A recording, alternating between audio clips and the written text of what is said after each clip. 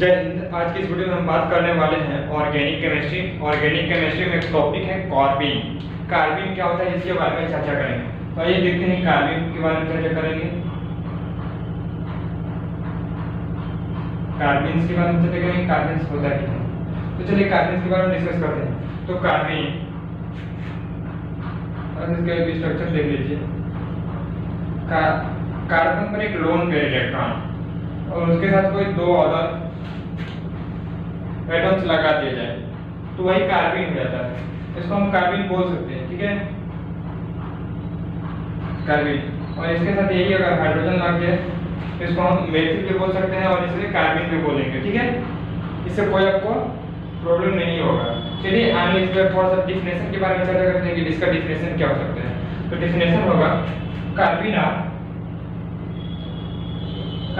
Are unpaired uncharged electron deficient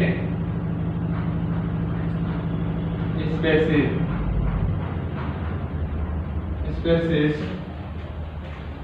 containing a divalent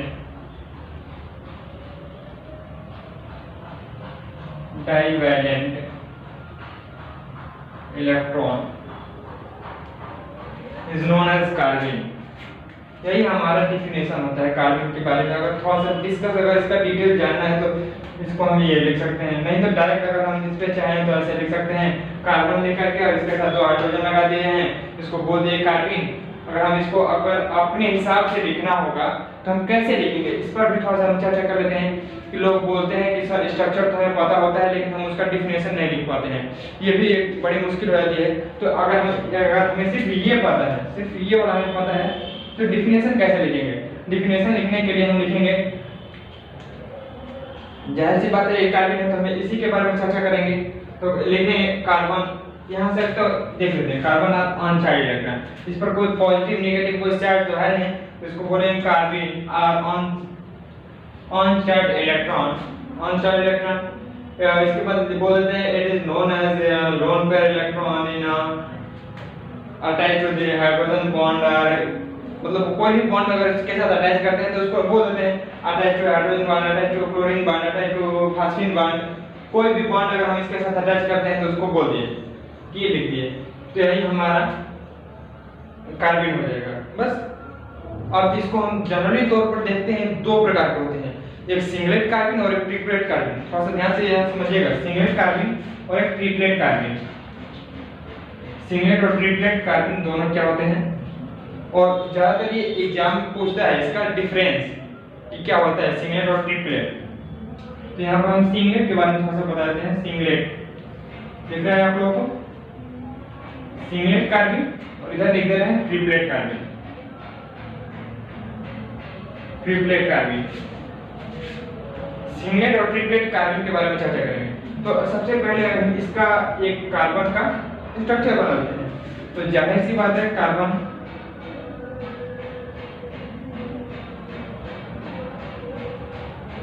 और इसके साथ हम दो हाइड्रोजन लगाएंगे, तो इसके साथ ऐसे दो हाइड्रोजन लगा देते हैं, ठीक है। अब इसको हम बोलेंगे पी ऑर्बिटल, और इसमें कार्बन, जब भी हम कार्बन का इलेक्ट्रॉनिक कॉन्फ़िगरेशन करते हैं तो 6 होगा, तो 1s2 2s2 2p2। इसमें दो इलेक्ट्रॉन, दोनों इलेक्ट्रॉन को इसमें फिल कर दिए हम। क्योंकि ये p ऑर्बिटल जो है वैकेंट ऑर्बिटल है यानी खाली है, तो इसको हम बोलेंगे वैकेंट ऑर्बिटल, या वैकेंट ऑर्बिटल ही सही रहेगा, इसको वैकेंट ऑर्बिटल बोल देते हैं, ठीक है। p ऑर्बिटल, वैकेंट ऑर्बिटल, ठीक है। अब ये जो यहाँ से देखेंगे कि ये हाइब्रिडाइजेशन कौन सा बन रहा है, तो sp2 हाइब्रिडाइजेशन बन रहा है, sp2 हाइब्रिडाइजेशन बनेगा। यहाँ से बॉन्ड एंगल की बात की जाए तो बॉन्ड एंगल होगा हमारा 105 डिग्री, 105 डिग्री इसका बॉन्ड एंगल हो जाएगा। और ये जो स्ट्रक्चर है ये रेजोनेटिव स्ट्रक्चर है, जो स्ट्रक्चर आपको दिख रहा है ये रेजोनेटिक स्ट्रक्चर है और ये डायामैग्नेटिक शो करता है। डायामैग्नेटिक कार्बन शो करता है।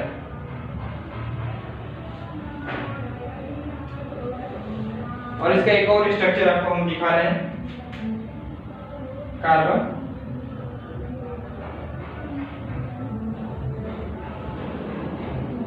यही था हमारा, ये सेम स्ट्रक्चर इसी को बनाए।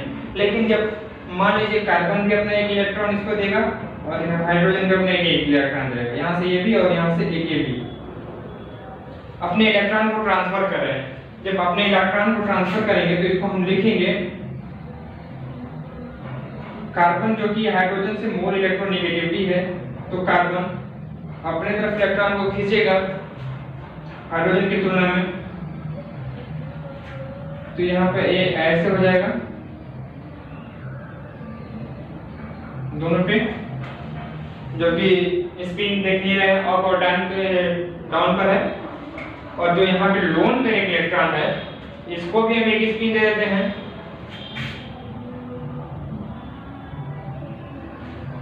तो यहाँ पर ये इसका स्ट्रक्चर ये हो गया, सिंगलेट का है ये, इसको हम सिंगलेट बोलेंगे, सिंगलेट बोलेंगे।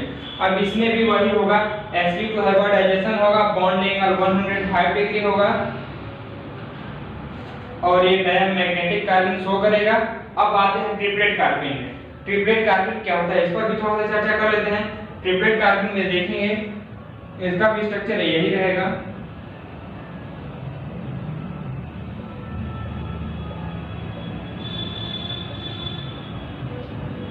एक मिनट, ट्रिपलेट कार्बन के बारे में चर्चा करेंगे। ट्रिपलेट कार्बन क्या होता है, तो ट्रिपलेट कार्बन में देखेंगे कि जो हमारा स्ट्रक्चर है थोड़ा सा इसमें चेंज हो जा रहा है, ठीक है।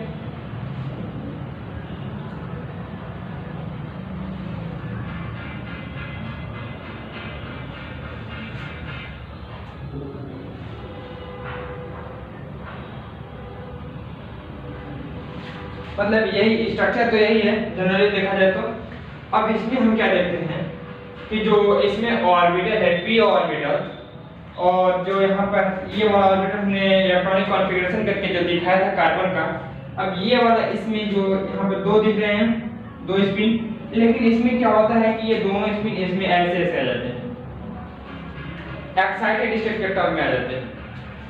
जब भी हम कोई पी ऑर्बिटल का इसमें ऐसे बनाते हैं तो कोई इलेक्ट्रॉन मान लेते हैं कि इसमें हमारा, ऐसे मान लेते हैं कि P3 ऑर्बिटल है, ठीक है। P4 कर देते हैं, मान लीजिए P4 ऑर्बिटल है हमारा। 1 इलेक्ट्रॉन सबसे पहले इसमें हम पेयर कर देते हैं, इसके बाद इसमें सेकंड वाले पेयर करते हैं, तो इसमें तो 4 हमारा इलेक्ट्रॉन पेयर हो गया। और जनरली देखा जाए तो इसको हम ऐसे भी तो रख सकते थे,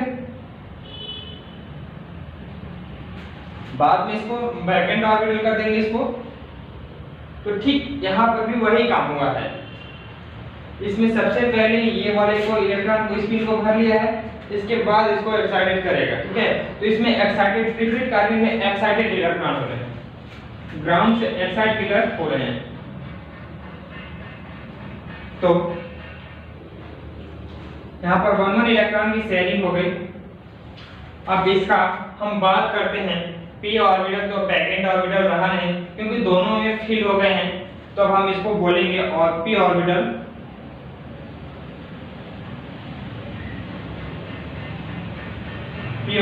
फुलफिल्ड, पी ऑर्बिटल फील्ड लिखते हैं, पूरा फुलफिल है ही नहीं, तो पी ऑर्बिटल फील्ड लिख दिए। इसके बाद अब इसकी बात आती है कि हाइब्रिडाइजेशन कौन सा शो कर रहा है, तो हाइब्रिडाइजेशन शो करने के लिए हम देखेंगे कि हाइब्रिडाइजेशन sp शो करेगा, sp हाइब्रिडाइजेशन रहेगा। और बॉन्ड एंगल की बात करें कि बॉन्ड एंगल कितना शो करेगा, तो बॉन्ड एंगल 140 डिग्री, 140 डिग्री इसका बॉन्ड एंगल बनेगा। और अब इसमें हम और बात कर लेते हैं डिफरेंस में, ये तो डायमैग्नेटिक था, तो ये क्या होगा, ये पैरामैग्नेटिक होगा। पैरामैग्नेटिक होगा। और एक और स्ट्रक्चर, अगर आप हाइब्रिडाइजेशन नहीं निकालना जानते हैं तो एक फार्मूले के अनुसार निकाल सकते हैं। सबसे पहले हम जैसे देखिए हाइब्रिडाइजेशन इसी का निकालना है हम, सिंगलेट का कार्बन का 6 होता है तो 6 ले लिए, 1s2 2s2 2p2, यहाँ से 2 इलेक्ट्रॉन तो ये हुआ,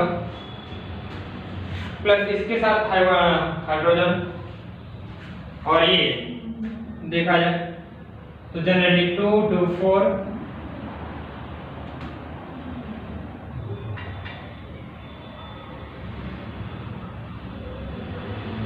4/2 इसको टू 2, यानी sp हाइब्रिडाइजेशन ये आ गया। हाइड्रोजन sp हाइब्रिडाइजेशन ये आ गया। यहां से ये हमारा हाइब्रिडाइजेशन निकालने का फार्मूला है, ठीक है। चलिए यहां तक तो आपको क्लियर हो रहा है, लेकिन एक शब्द और इसमें समझ लीजिए कि ये इसके लिए तो ये सिंगलेट के लिए ये वाला स्ट्रक्चर बना था, अब ट्रिपलेट के लिए कौन सा स्ट्रक्चर बनेगा? तो ट्रिपलेट के लिए भी स्ट्रक्चर ऐसे ही बनेगा, यहाँ से हाइड्रोजन हाइड्रोजन रख दे रहे हैं और इसके बाद यहाँ पर एक लोन पेयर को आप छुएंगे नहीं, इसमें लोन पेयर को जैसे है वैसे ही छोड़ देंगे। छोड़ देने का मतलब यहाँ पे हाइड्रोजन भी अपना इलेक्ट्रॉन ट्रांसफर करेगा, कार्बन भी अपना इलेक्ट्रॉन ट्रांसफर करेगा यहाँ पर, तो दोनों का इलेक्ट्रॉन यहाँ पे ऐसे कर दे रहे हैं हम। ये हो गया हमारा ट्रिपलेट कार्बन का स्ट्रक्चर, और यहाँ पर ये सिंगलेट कार्बन, और ये हमारा कार्बन का स्ट्रक्चर हो गया, ठीक है। अब हम बात करेंगे generation of carbon. Generation of carbon के बारे में चर्चा करेंगे। वैसे आप लिखना चाहे तो लिख सकते हैं, क्योंकि एग्जाम के लिए काफी इंपॉर्टेंट होता है, एग्जाम में बहुत ही बार बार ये पूछा जाता है, तो आप इसे कर सकते हैं। अब चलिए हम नेक्स्ट टॉपिक के आगे बढ़ते हैं, जनरेशन ऑफ कार्बन। ये लॉन्ग क्वेश्चन शॉर्ट में भी पूछता है।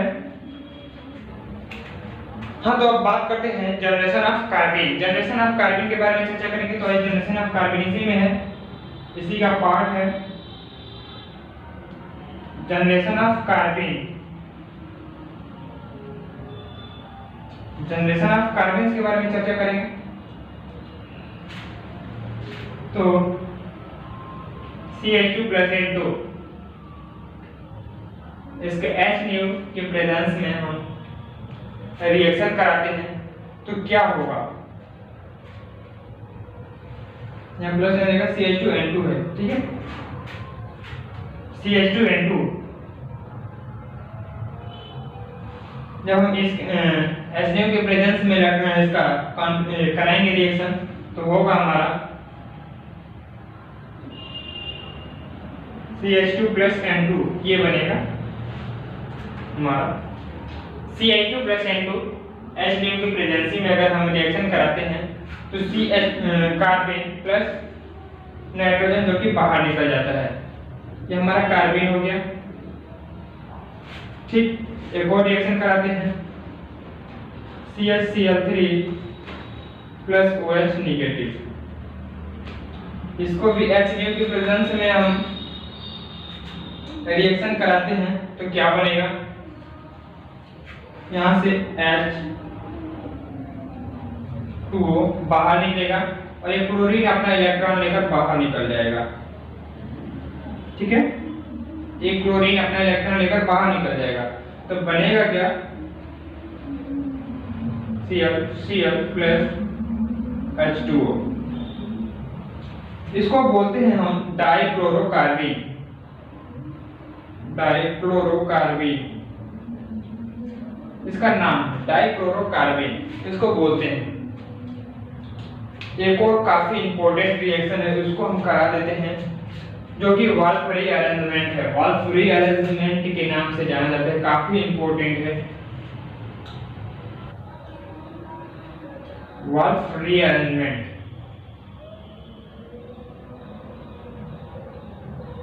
ये नेम है उस रिएक्शन का, जो कि ये आपको 1-2 नंबर में पूछ भी देगा कि वाल्व फ्री अरेंजमेंट होता क्या है, या जनरेशन ऑफ कार्बन के अंतर्गत ये वाल्व फ्री अरेंजमेंट क्या होता है, वाई, तो पूछ देगा, तो आप इसे कर सकते हैं। सिर्फ आप रिएक्शन दे दीजिएगा, R single bond C double bond O single bond CH single bond N तो नेगेटिव ट्रिपल बॉन्ड N। ये हमारा है रिएक्शन है। अब इसे हम H न्यू के प्रेजेंस में जब इस रिएक्शन को कराएंगे तो हमारा रिएक्शन बनेगा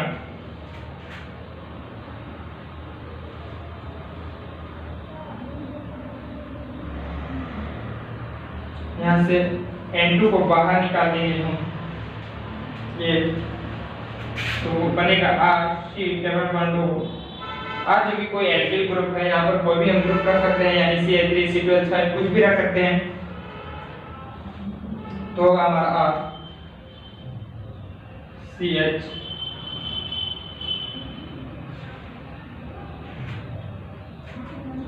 चलिए अब इसको थोड़ा सा और सिंप्लीफिकेशन करते हैं।